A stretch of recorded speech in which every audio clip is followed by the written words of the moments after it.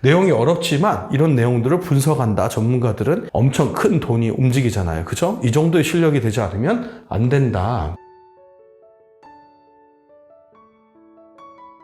경매당 뉴스 회원 여러분 반갑습니다. 박 교수입니다. 오늘은 전문가 영상을 한번 찍어보려고 합니다. 굉장히 복잡하고 다양한 권리로 묶여 있습니다. 유치권이 형성되어 있는 모습은 진성 유치권으로 보여지거든요. 그러니까 진성 유치권에 대한 모습들이 어떻게 분석돼야 되는지 한번 보도록 하겠습니다. 이렇게 디테일하게 분석이 가능한 영상이 유튜브에서는 찾아보기 힘들다 이렇게 말씀드리고 이 영상을 한번 제작해 보도록 하겠습니다. 편집 없이 거의 대부분 노컷으로 진행이 되고요. 이 물건을 보면서 여러분들하고 한번 좀 더 깊은 전문가의 세계를 한번 나눠보도록 하겠습니다. 이 부동산의 위치는 경기도 포천시에 있어요. 지금 법률 분석을 하기 때문에 현재의 종별을 보면 물건의 종별은 다세대입니다. 그러니까 다세대 빌라인데 각 세대별 등기가 되는 건물이라고 보시면 됩니다. 근데 대지권이 미등기 되어 있는 상태에서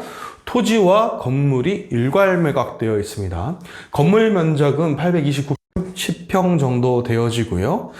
요 일괄 매각이라는 거 보통 여러분들 보면 사건 번호에 물건 번호가 있는 형태를 많이 보셨죠. 여기는 일괄 매각 형태를 띠고 있습니다. 개시 결정한 거 보니까 2019년 5월이에요. 부동산이 굉장히 핫했을 때고요. 도시형 생활주택을 포천에다가 넣네요.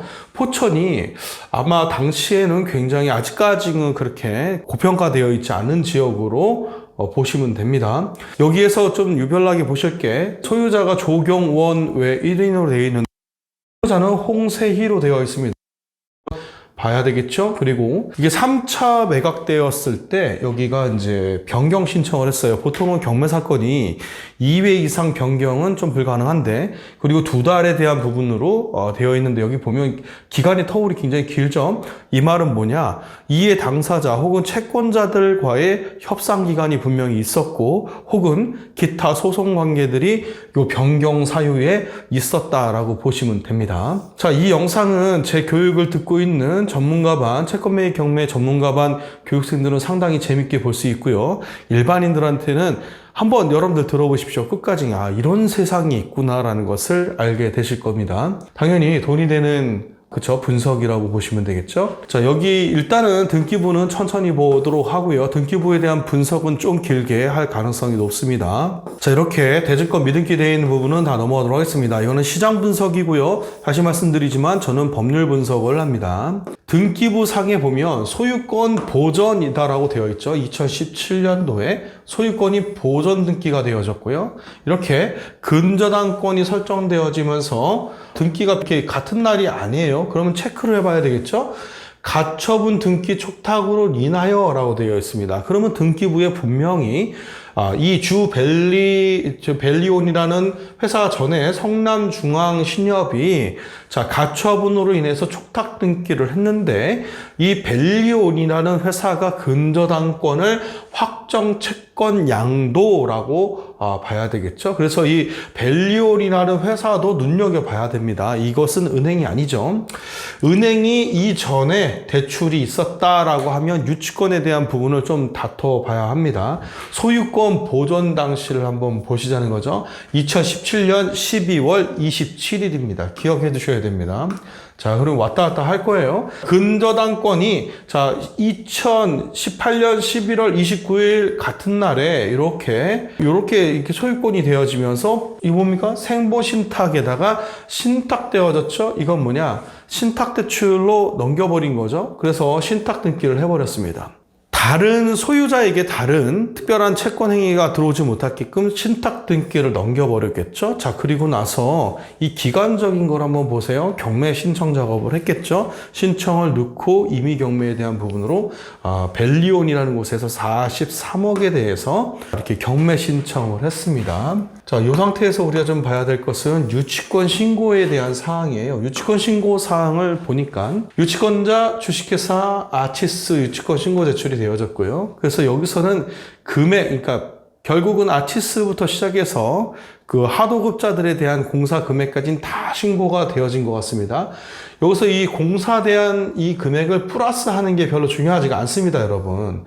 유치권은요, 저 배워보신 분들은 알지만 선관 의무에 의해서 유지 보수에 들어가는 필요 경비 비용을 모두 다 청구할 수 있다. 그래서 실질적으로는 유치권의 가액은 플러스 알파로 되어져 있다. 그래서 이렇게 유치권 가액을 러프하게 다 더해 보시고요. 실질적으로 여기에는 비용에 대한 청구가 플러스가 더 될 것이다 라고 보시면 됩니다. 자, 주식회사 아치스 뭐 이렇게 소송 수개인에서 이렇게 관련된 이런 소송들이 많다 보니까 변경 기타 등등 이렇게 되어졌다라고 보시면 됩니다. 자, 그러면 다시 한번 요거를 정확하게 분석을 하기 위해서는 저희가 등기부등본과 관련된 내용을 한번 분석할 필요가 있어요. 유치권은 있다라고 보시면 됩니다. 왜냐하면 은행에 대한 부분이 채권이 보전에 돼야 되는데 은행이 점유권을 확보하지 못한 상태에서 건물에 대해서 지상에 대해서는 점유권을 확보하지 못한 상태로 보여집니다. 그래서 은행에서 건물에 대해서는 근저당권 설정을 하지 못했죠. 담보 설정을 하지 못한 케이스입니다. 자, 이렇게 담보 설정하지 못했다고 하면 사실은 법정상권에 대한 부분하고 관습상의 법정상권도 따져봐야 되는 부분들이 있습니다. 표제부부터 해서 보면 여기가 지금 대지권은 미등기 되어져 있는 상태의 건물이라고 보시면 돼요. 총 4층으로 이루어져 있죠. 여러분들 등기부에 보면 이렇게 공동주택이라고 되어 있고 도시형 생활주택입니다. 그런데 이 공동이라는 단어가 들어가면 여기는 이제 공용 부분과 전유 부분이 나눠져서 관리 형태가 이루어지고 있는 하나의 공동형 주택이다라고 보시면 됩니다. 자, 그래서 2017년 12월 27일 등기가 되어졌는데요. 이거는 사용법상, 건축사용법상 사용 등기를 받지 못했다, 사용 승인을 받지 못한 상태에서 등기가 되어졌어요. 그러니까 이거를 촉탁 등기 형태로 보시면 됩니다. 촉탁 등기를 누가 하냐? 채권자가, 이 소유자가 무자력이다. 소유자, 채무자가 지급할 능력이 없는 무자력자에 있다라는 것을 입증을 하고 촉탁 등기를 합니다. 보통은 건물에 말하자면 뭐 이렇게 만들어진 그 공정률이라고 표현할게요. 이 공정률이 80%에 육박하고 현금으로 환가 가능한 부동산이다라고 판단될 경우에 촉탁 등기를 합니다. 채권자가, 채무자가 이러한 자산이 있으니까 이 자산도 환가할 수 있는 자산으로 볼 수 있습니다 라고 평가를 해서 법원에 신청을 해서 촉탁으로, 그러니까 행정기관청에는 건축 등기나 이런 걸 하지 못한 상태에서 촉탁으로 등기 신청을 한 겁니다. 촉탁으로는 등기가 났지만 이건 건축법상으로는 뭐예요? 승인하지 않았으니까 건축법상이라고 하면 행정기관에 대한 부분입니다. 행정처분에서는 아직 뭐다? 사용 승인에 대한 소유권 보전을 확보하지 못했다. 이런 상황이죠. 그러면 은행은 정당한 담보 행위를 해줄 수가 없는 상태인 거죠. 그래서 토지에 대출을 해주면서 어떤 일이 벌어졌었는지 한번, 등기부가 복잡하지만 여기 등기의 순위에 나와 있는 이 순위 번호를 따라가면서 여러분들 등기부를 보는 겁니다. 그래서 약간 처음에는 좀 복잡하지만 왔다 갔다 해요. 소유권에 대해서는요, 여기 나와 있는 이 소유권은 항상 최종적인 소유권이 누군지를 확인을 합니다. 그래서 소유권에 대해서 확인을 하려고 드니까 을구 넘어가기 전에 최종적으로 누가 소유권자인가 보면 을구 전이죠. 그래서 소유권을 찾아 올라갑니다. 소유권을 찾아 올라가면 아까 신탁사가 나왔지만 우리는 등기부로 봐야 되겠죠. 자, 그랬더니 딱 하고 나오네요. 소유권 이전 9번 등기입니다. 2018년 11월 29일에 대해서 접수번호가 제4276호번으로 신탁되어졌어요. 계약에 대한 날짜는 요 날짜고 이렇게 신탁 등기가 되어졌고요. 수탁자는 생보 신탁입니다. 신탁사는요, 수탁을 받는 거예요. 그죠? 그러니까 수탁자, 자, 이렇게 생보 부동산 신탁이고요. 이렇게 신탁이 되어지면 신탁 원부가 별도로 이렇게 비치가 됩니다. 신탁사예요. 자, 9번에 다시 1번입니다. 이 9번에 부기등기예요. 9번 등기 명의인의 표시 변경을 했어요. 그래서 생보 신탁이 이렇게 명의가 변경이 됐습니다. 상호 변경한 거고요. 등기 명의의 표시 변경을 했고요. 이거는 이제 그 표시에 변경된 내용을 알리죠. 자, 그러면 자, 10번입니다. 이제 9번하고는 관계없이 10번에 3번 가압류 등기가 말소되어졌다. 그리고 6번 가압류, 3번, 2번 가처분, 이렇게 다 말소가 되어졌다는 건 뭡니까? 같은 날 신탁 등기가 되어지면서 신탁 등기 뒤에 있는 모든 채무를 변제함으로 신탁을 완성시킨 거죠. 그리고 나서 이렇게 임의경매와 관련된 부분으로 신청이 되어졌어요. 근데 임의경매를 보면 채권자는 그 성남 중앙신협 협동조합으로 되어 있습니다. 여기까지 아직 은행으로 되어져 있죠. 이렇게 해서 경매를 신청해서 넣었어요. 경매 중입니다. 채권 양도는 경매 기입 등기와 관계가 없습니다. 압류 명령을 새로 시작하는 것은 이 기입 등기 이후에 등기나 압류와 관련된 부분은 배당 요구 종기 전까지에 대해서 권리 신고를 하면 되겠지만 배당 요구 종기 지나서는 안 된다. 이건 기본적인 거겠죠. 자, 이렇게 을구의 상황을 한번 보도록 하겠습니다. 좀 빠르지만 여러분들 이 빠른 내용들을 이해하셔야 전문가입니다. 이렇게 구체적인 내용을 갖다가 분석을 할 수 있을 정도의 내용에 이거는 전문가로서 스피드 있게 갈 수밖에 없어요. 내용이 어렵지만 이런 내용들을 분석한다. 전문가들은 엄청 큰 돈이 움직이잖아요. 그죠? 이 정도의 실력이 되지 않으면 안 된다. 자, 여기에서는 눈여겨봐야 될 내용들이 뭐냐면 이렇게 등기 원인에서 이 부분에 명칭되어지는 것을 이해하셔야 됩니다. 자, 그래서 근저당권 설정이 계속 되어지면서 지워졌다는 얘기는 양도되어졌거나 변경되어졌거나 변제되어졌거나 기타 등등에 대한 내용이죠. 자, 이렇게 등기번호에서 을구 등기번호에 3번 근저당권 설정 등기가 말소되어졌다라고 되어 있고 이유는 해지가 된 거예요. 뭔가 변제가 이루어졌거나 기타 등등 행위가 이루어진 거죠. 자, 이렇게 눈여겨봐야 될 것은 7번입니다. 7번에 보면 근저당권 설정이 추가 설정되어졌다 이렇게 되어 있습니다. 추가하면 금액이 늘어난 거죠. 채무자는 조경원으로 되어 있는데 다 그어졌다고 하면 변경이 되어진 겁니다. 자, 그럼 변경은 따라가면 되고 금액에 대한 변경 없이 채무자의 인적사항이 변경이 됐어요. 그래서 인적사항이 변경된 거가 7-1번으로 이 변경된 거는 이 7번의 근저당권이 변경되어졌습니다. 라고 해서 이거를 부기 등기로 표시를 합니다. 7-1번의 변경은 7번의 근저당권 설정이 변경됐다는 얘기입니다. 그러면 7번의 근저당권 변경된 사유를 봐야 되겠죠. 접수번호를 한번 볼까요? 자, 6359, 자, 427665번입니다. 근데 여기에 계약인수라는 단어가 나오네요. 계약인수라는 것은 채무인수에 대한 다른 말이에요. 채무인수라는 표현을 쓰는 것보다 계약되어진 권리를 인수했다. 그러니까 채무자의 지위를 내가 양수받았다라는 형태로 보시면 돼요. 그랬더니 조경원이라는 채무자의 이름에서 누구로 바뀌었다? 홍세희라는 사람 이름으로 바뀌었어요. 그래서 아까 우리가 봤었을 때 채무자가 누구로 되어 있습니까? 조경원의 1위는 소유자로 되어 있지만 실질적으로 채무자는 누구였어요? 홍세희로 되어 있죠. 제가 말이 조금 빨라졌는데 좀 천천히 가보도록 하겠습니다. 자, 이렇게 계약인수라는 내용은 채무자의 지위를 양수했다라는 거예요. 보통은 채무자의 지위를 양수하지 않죠. 이 사람이 뭡니까? 빚을 변제에 대한 의무를 지고 있다라는 거죠. 자, 이렇게 또 보니까 7-2번 또 부기등기가 이루어집니다. 1번에 2번에 계속 부기등기가 이루어진 거예요. 부기등기는 앞서서 이루어질 수는 없고 순서 자체가 요거보다 날짜가 뒤로 넘어가겠죠. 하지만 7번과 8번 사이에 기간적인 것만 있을 뿐이지 7번과 8번의 날짜하고는 조금 다를 수가 있습니다. 이 안에 중간에 끼어져서 부기등기가 이루어진 거예요. 2018년도에 계약인수가 이루어졌고 이 계약인수에 대한 이전 내용을 보니까 확정 채권도 또 양도가 되어졌습니다. 그래서 근저당권 채권이 은행에서 성남중앙은행에서 뭐예요? 주식회사 벨리온으로 넘어갔어요. 이렇게 넘어간 날짜가 2021년 10월 21일에서 양도가 되어지고 이렇게 등기를 했네요. 이렇게 부기등기가 이루어졌어요. 또 한 번 부기등기가 이루어졌는데 이 접수번호를 한번 볼까요?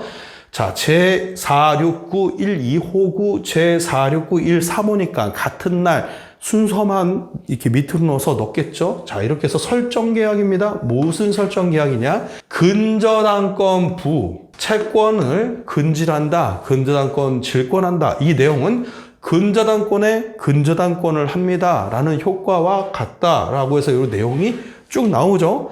이 근저당권은 원래 누구 거다? 주식회사 벨리온인데 여기서는 채무자가 됩니다. 자, 그러면 벨리온이 근저당권 명의를 변경하고 부기등기로 본인이 채무자가 되면서 채권자는 우리캐피탈, 제2B 우리캐피탈 주식회사에서 여기를 요 돈에 대해서 채권 최고가액으로 질권 설정을 해줬다라는 것은 뭐예요?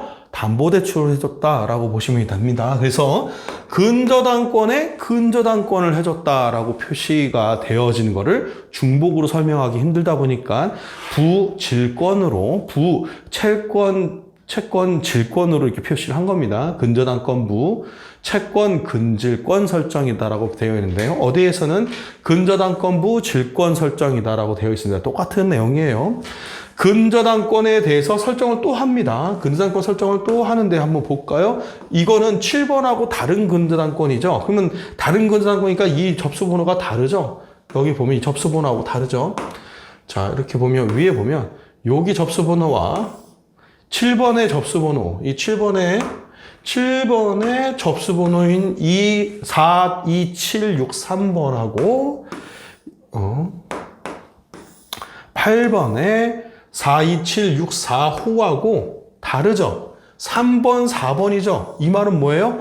한 번에 다 집어넣은 거고 7번하고 8번은요. 같은 날 근저당권 설정을 했고 질권대출은 그 이후에 한 거예요. 그럼 벨리온이라는 곳이 먼저 근저당권 설정을 한 채권자였는데 벨리온이 추가로 나중에 대출을 받은 거죠. 자기네들도. 자, 이렇게 추가 설정 계약이라는 단어를 기억하셔야 됩니다. 추가 설정 계약. 이미 근저당권 설정 계약이었었는데 추가로 계약 자체 명의 추가 근저당권 설정 계약이란 단어를 써야지만 이 금액은 위의 근저당권과 다른 금액입니다. 라고 얘기하는 겁니다. 자, 이렇게 해서 자, 이렇게 똑같이 명의가 있었던 걸 다 바꿔서 누구 명의로 바꿨어요? 아까도 봤던 계약 인수, 채무를 인수한 홍세희라는 사람이 채무자가 됐죠. 자, 이렇게 8번 근저당권을 또다시 뭡니까? 이제는 이전을 시켰어요. 그래 8번 근저당권은 누구로 이전시켰다? 은행에서 벨리온으로 이전을 시키면서 같은 번호, 그쵸? 이렇게 해서 부기등기로 똑같이 뭐예요? 자, 제2B 우리캐피탈에서 똑같이 근질권을 설정했습니다. 이게 똑같이 계속 반복이 되어서 계약인수 채권량도 설정 계약에서 이 설정 계약의 추가 설정 계약이라고 보시면 돼요. 번호가 다르니까 왜? 9번에 자 이렇게 42765번 하고요. 이 8번에 설정되어졌던 42764번 하나의 번호로 계속 근저당권 설정을 했으니까 다른 건입니다. 같은 건이 아니고요. 이거는 다른 건입니다. 근저당권이. 그렇게 해서 이렇게 부기등기로 똑같이 하루에 똑같은 날짜에 부기등기에 근질권을 했다. 자, 이것이 지금 일구에 대한 내용이 전부 답니다. 여기서 우리가 파악해야 되는 것은 여기 이 벨리온이라는 회사가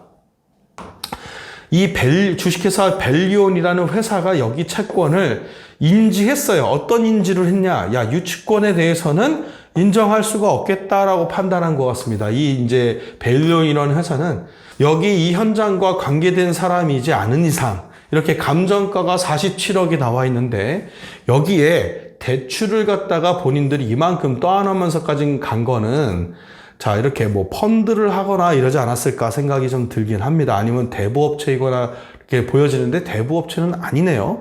그러니까 이 벨리온이라는 회사가 채권 양도를 받은 거 보면 대부와 관련된 업무를 병행하고 있는 회사로 보여집니다. 안 그러고서는 금융의 채권 인수할 수는 없거든요. 자, 그러면 결국은 이 현장에 대해서 무엇을 부정하고 있다? 유치권을 부정하고 판단해서 들어갔는데 실질적으로는 이 현장은 제가 보기에도 유치권이 인정이 되어집니다. 이거는 제가 처음에 신권으로 봤었을 때 이미 판단을 했었던 물건인데 이렇게 떨어질 수밖에 없다라는 것은 여기에 이미 토지 근저당권 설정 이후에 건물이 소유권 보존이 되어지고 은행이 담보 설정이 됐어야 지상의 점유권을 담보로 대출을 해주는 형태가 되어져야지만 점유권이 부정되어지는데 이 현장은요, 대지권이 미등기고요. 건물이 뭐가 됐어요? 촉탁등기가 되어지면서 은행에서 대출을 받은 형태가 아니고 은행은 촉탁 등기를 했다라는 거가 여기서 핵심입니다. 촉탁 등기를 하고 이 촉탁 등기를 한 걸로 인해서 성남중앙신협이 밸리올이라는 회사, 대부회사 같은 데 이쪽으로 채권을 양도한 거죠. 자, 그래서 이것은 유치권이 인정이 되어진다. 여기까지 이제 권리 분석이에요. 자, 그러면 조금 더 깊게 들어간다고 하면, 자, 이 많은 사람들, 교수님, 이 많은 사람들의 유치권에 대해서 어떻게 판단을 해야 됩니까? 이렇게 유치권이 많으면 여기는요, 채권단을 형성해야 돼요. 뭐 채권단이란 뜻 아시죠? 이 채권자들이 다 뭉쳐 있거나 여기에는 원청이 있습니다. 공사를 갖다 받은 원청이 있고 여기가 하수급자가 있는 거예요. 자, 이렇게 쓰니까 잘 안 보일 수 있죠? 그래서 제가 칠판으로 이거를 좀 분석을 해드리도록 하겠습니다. 자, 공사를 하게 되면 여러분들 공사 요거 한번 지우도록 하겠습니다. 공사를 하게 되면 원청이 있어요. 이 원청이라는 곳은 자, 도급을 한 이제 도급자가 자, 여기다가 공사를 의뢰를 하는 거죠. 그러면 이 원청이 실질적으로 공사를 다 하면 얼마나 좋습니까? 하지만 이 원청은 여기다가 하수급을 하죠. 하도급을 합니다. 하도급을 하고 이것을 하수급을 한 이 하수급자들이 뭐예요? 실질적인 공사를 한 사람이죠. 자, 이렇게 하수급자들이 원청과 계약이 되어져 있고 원청은 도급자랑 계약이 되어져 있죠. 그러면 1번 도급계약서, 2번에 대한 도급계약서가 있으면 채권 형성은 어떻게 됩니까? 여기는 채무자입니다. 누구의 채무자? 원청의 채무자이고요. 이 원청은 도급자 A의 채권자예요. A의 채권자이고요. 자, 이 원청은 이렇게 B의, 자, 그러면 B라고 봅시다. B의 또 채무자입니다. 채무자면서 이 B는 누구의 채권자예요? 원청의 채권자입니다. 자, 그러면 이 B의 점유권은 A의 점유권하고 자, 그쵸? 상생하겠죠. 그러면 도급자는 이 사람에게 점유에 대한 계약을 해줬죠. 그래서 이 원청이 공사를 할 때 합법 점유가 이루어지죠. 그것이 뭐라고 제가 강의를 했죠. 그쵸? 민간 도급계약서죠.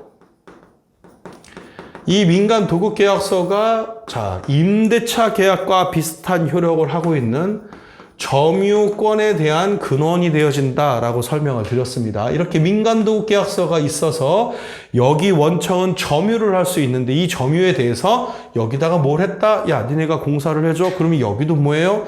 점유에 대한 권리를 받았겠죠. 그것이 바로 2번에 대한 공사 도급계약서가 있으니까 이 하수급자도 뭐가 인정이 되어진다? 점유권이 인정이 되어져요. 자, 여기서 여러 가지 일들이 벌어집니다. 도급자는 원청에게 돈을 다 지급하지 못했을 경우에 원청은 이렇게 하수급자하고의 동일한 점유권을 주장을 하면서 이것이 바로 유치권을 형성하는 권리가 되어지죠. 그래서 공사 대금에 대한 피보정 권리로 여기를 점유하게 됩니다. 이것이 유치권이에요. 대금을 못 받았으니까. 자, 그럼 여기서 이제 문제가 또 하나 발생합니다. 도급자가 원청에게 돈을 다 지불했어요. 그래서 이 원청은 점유를 뭐예요? 포기했죠. 돈을 다 받았으니까. 하지만 하수급자는 이 도급자하고의 계약 관계가 아니죠. 그러다 보니 원청에게 돈을 다 받지 못했을 경우에는 점유를 하게 됩니다. 이 하수급자의 점유는 대법 판례에서 인정이 되어진 케이스와 인정이 되지 않은 케이스가 있습니다. 왜? 케이스 바이 케이스로 보면 자, 도급자가 원청에게 지급되어지는 돈에 대해서 하수급자가 알았을 수 있고요. 자, 그러면 뭐예요? 선의의 피해자라고 볼 수는 없겠죠. 그래서 이 원청은 결국은 하수급자인 여기에다 돈을 지급을 해야 되는 하나의 또 채무자가 되면서 점유를 확보하지 못했으니 이 점유 관계가 중간에 끊긴 거죠. 자, 이 중간에 끊긴 점유에 대해서 도급자가 나는 채무 이행할 이유가 없다. 그러니까 당신은 나에게 점유를 넘겨달라고 했었을 때 유치권에 대한 반환 소송, 점유 반환 소송이 이루어지겠죠. 자, 그러면 케이스 바이 케이스로 도급자가 이길 케이스가 많다. 왜? 하수급자는 누구한테 돈을 받아야 되니까 원청에게 돈을 받아야 되겠죠. 원청이 점유를 유지하고 있어야 원청의 점유가 담보가 되어지면서 하수급자의 점유가 유익해지는데 유익할 수가 없는 상황이 되어진 거죠. 자, 여기까지 조금 복잡하죠. 자, 하지만 이것이 이제 유치권과 관련된 해석입니다. 자, 오늘 여러분들하고 영상을 찍은 내용은 정말 제 영상 중에서 최고의 난이도의 영상이에요. 이런 것을 배워야지만 여러분들이 유치권 시장? 이렇게 좀 더 깊은 전문가 시장? 유치권을 매입을 해서 경매를 할 수 있다고 하면 내가 유치권을 갖고 경매를 한다고 하면 낙찰을 더 높게 받을 수 있지 않을까. 자, 이것이 키포인트가 되는 겁니다. 채권 매입 경매라는 것은 채권을 갖고 내가 그것을 레버리지로 활용할 수 있는 기술을 어떻게 활용할 것이냐. 이것이 굉장히 관건이 되는 기술입니다. 굉장히 어려웠지만 끝까지 시청해 주신 분들, 이 영상에 대한 답글을 좀 부탁 좀 드립니다. 앞으로 이런 영상들을 가끔 올려서 전문가분들도 이렇게 공부할 수 있는 영상을 한번 올려보도록 하겠습니다. 여러분들 끝까지 시청해 주셔서 감사합니다. 다음에 또 뵙겠습니다.